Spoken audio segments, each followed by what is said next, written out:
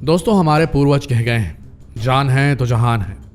ठीक ही तो कहा है। जिंदगी रहेगी तो हम हर वो चीज हासिल कर सकते हैं जो फिलहाल हमसे छीन गई है, लेकिन अगर जिंदगी ही ना रही तो फिर एक ही चीज मिलेगी जिसे दुनिया मौत के नाम से जानती है। जिंदगी रहेगी तो हर नुकसान की भरपाई हो जाएगी।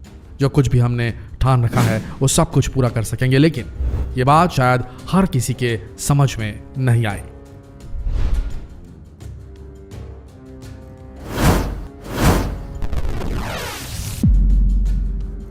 नमस्कार दोस्तों, स्वागत है आपका हमारे आज के इस वीडियो में, जहां हम बात करेंगे हरिद्वार में आयोजित कुंभ की, जो देखते ही देखते कोरोना के कुंभ में तब्दील हो गया।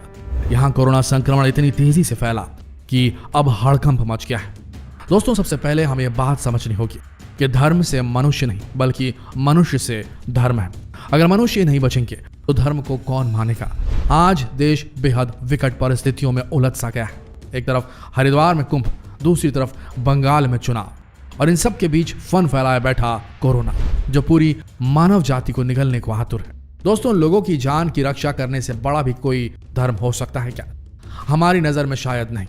ऐसे में धर्म युद्ध के इन सिपह सलारों का परम दायित्व बनता है कि वो लोगों की जान की सुरक्षा करें। उधर राजनीति को धर्म मानने वालों का भी कर्तव्य है कि वे सबसे पहले उन लोगों की जान बचाए जिनके लिए राजनीति की जाती है।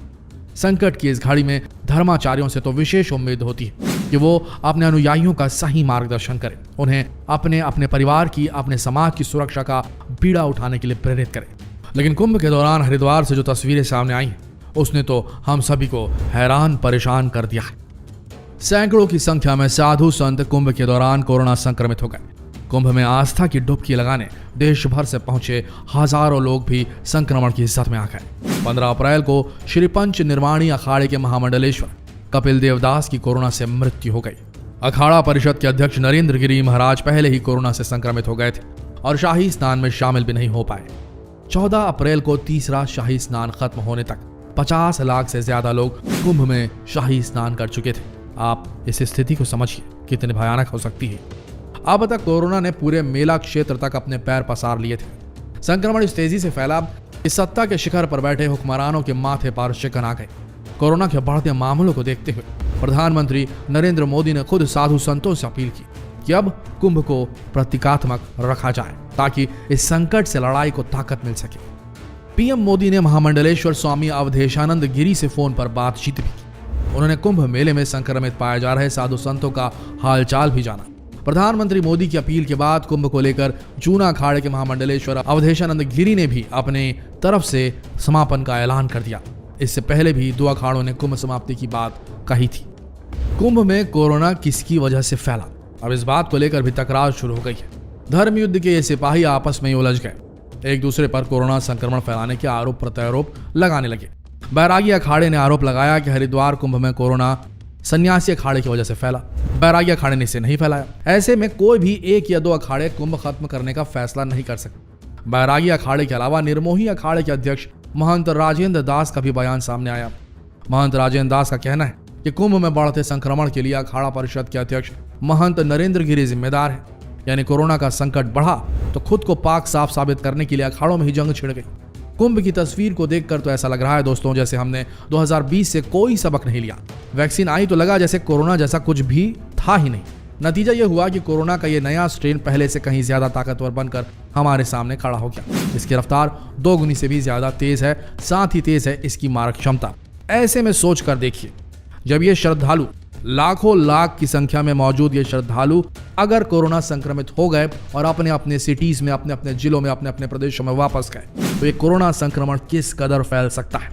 उन साधनों को, उन ट्रांसपोर्टेशन के साधनों पर गौर कीजिए जिनका साथ लेकर ये श्रद्धालु वापस जाएंगे और फिर उन्हीं ट्रांसपोर्ट सिस्टम का इस्तेमाल दूसरे आम लोग करेंगे, तो क्या उनमें संक्रमण नहीं फैलेगा?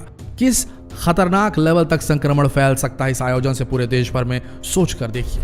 कितनी देरी हो चुकी है इसका आकलन आप खुद लगा लीजिए। पिछले कई दिनों से कुंभ में लाखों लोगों की भीड़ को लेकर सवाल उठ रहे थे, लेकिन उत्तराखंड की तीरथ सिंह रावत सरकार के कानों पर जू तक नहीं रेंगी। कुंभ को लेकर नए सीएम रावत का नजरिया पहले से ही साफ रहा। जब उन्होंने कोरोना नियमों को दरकिनार कर दिया था, उन्होंने तो यहां तक कह दिया था कि कोरोना खुली जगह में नहीं फैलता, सीएम रावत ने तय समय सीमा से पहले कुंभ खत्म नहीं होने के सीधे संकेत दे दिए थे। इसका नतीजा हरिद्वार में हुए कोरोना ब्लास्ट के तौर पर सामने आया है। साथ ही हरिद्वार से देश के अलग अलग राज्यों में लौटे श्रद्धालु भी कोरोना को प्रसाद के तौर पर बांटते चले गए। आज देश के कई राज्यों में कुंभ से लौट रहे लोगों को क्वारंटीन करने पर मजबूर होना पड़ रहा है और कोई चारा बचा भी नहीं। देखिए दोस्तों, ये मानना पड़ेगा कि हमारे देश में जितने भी हॉस्पिटल्स हैं वो कोरोना महामारी की वजह से ओवरबर्डन हो चुके हैं। जहां पे 100 बेड थे वहां वो हॉस्पिटल हो सकता है कि 150 मरीज हैंडल कर रहा हो, 200 मरीज हैंडल कर रहा हो। इस किस्म की स्थिति है। जो ओटी डिपार्टमेंट है उसे छोड़ दीजिए तो बाकी पूरा हॉस्पिटल जो है वो आईसीयू बन चुका है। ऐसी स्थिति में जब किसी हॉस्पिटल में जो 100 बेड के लिए बना है वहां ऑक्सीजन जो लाइन जाती है वहां पर 100 बेड के पेशेंट्स के लिए ऑक्सीजन लाइन को बनाया गया होगा। ऐसी स्थिति में अगर 150 पेशेंट 200 पेशेंट उस हॉस्पिटल पे थोप दिए जाए तो ऐसे में उस ऑक्सीजन लाइन का क्या होता होगा, जरा सोच के देखिए। जहां इंडिविजुअल बेड्स में अलग से सिलेंडर और अलग से एप्लीकेटर लगा दिया वहां तो ठीक है, लेकिन जो सेंट्रल लाइन के थ्रू जो डिपेंड है जिन पेशेंट, उनका क्या होता होगा? क्या उसमें जो ऑक्सीजन की मात्रा है वो कम नहीं हो जाएगी? और ऐसा होने से क्या मृत्यु नहीं हो जाएगी पेशेंट्स की? ऐसा बहुत जगह देखने को मिल रहा है। ऑक्सीजन की कमी हो रही है, आईवी लाइन में उतना प्रेशर नहीं आ रहा है ऑक्सीजन का, बहुत सारी कॉम्प्लिकेशंस डेवलप हो रही हैं। इसके चलते बहुत ज्यादा विकराल हो चुकी है समस्या। ये मान के चलिए कि आपको अपने आप को इतना सुरक्षित रखने की जरूरत है कि आपको हॉस्पिटल का फेस, हॉस्पिटल का चेहरा भी नहीं देखना पड़ना चाहिए। अगर आपने हॉस्पिटल का चेहरा देखा तो मानिए आर्थिक रूप से तो जाएंगे ही जाएंगे, जान से भी जा सकते हैं। ये बहुत ही विकट परिस्थिति है। आप जहां भी रहते हैं, जिस जगह में भी रहते हैं, धर्म अपनी जगह रहेगा। धर्म को हम नहीं संभाल सकते। धर्म अपने आप में यूनिटी है, उसे कोई बना नहीं सकता। मनुष्य रहे ना रहे, धर्म रहेगा।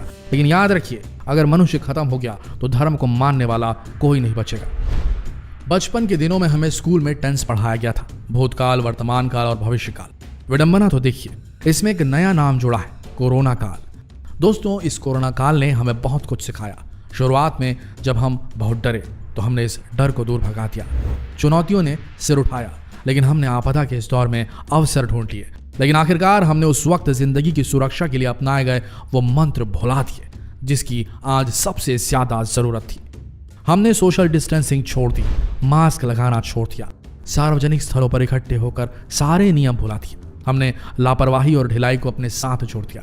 जाहिर है, सावधानी हटी, दुर्घटना घटी, कोरोना ब्लास्ट हो गया, जो अब संभाले नहीं संभल रहा। अरे अस्पतालों और आईसीयू की बात रहने दीजिए, अब तो शमशानों में भी लंबी लंबी वेटिंग लिस्ट लग गई है। अगर कोरोना की बेकाबू रफ्तार ऐसी ही रही तो पता नहीं 135 करोड़ की आबादी वाले इस देश में लाशों को उठाने वाला भी कोई बचेगा या नहीं। हाथ जोड़कर विनती है, इस संदेश को देश भर में फैलाइए, फेसबुक पे, व्हाट्सएप पर, यूट्यूब पे शेयर कीजिए। याद रखिए, सेफ्टी बहुत ज्यादा जरूरी है। सावधान रहिए, सचेत रहिए, सेफ रहिए। धन्यवाद।